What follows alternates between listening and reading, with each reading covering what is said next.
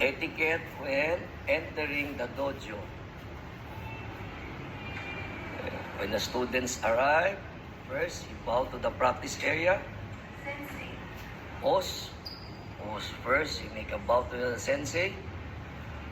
Then, you put down her things. Remove everything.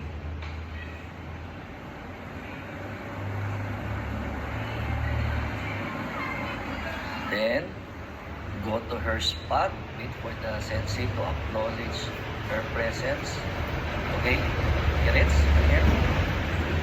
Step forward. Okay, first, you do kyotsuke. It means stand still or attention. Second, seiza. It means kneel down. Kneel down with your left, followed by your right. Then, mokso. Close your eyes. It means you need to meditate.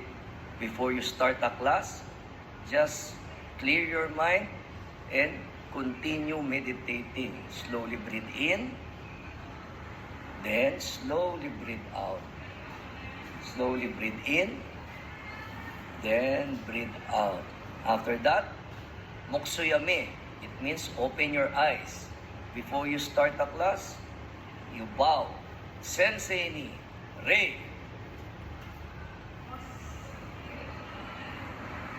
After she bow, when she stand up, it starts with the right, followed by your left, from attention position. Then again, kyotsuke, Rei, os,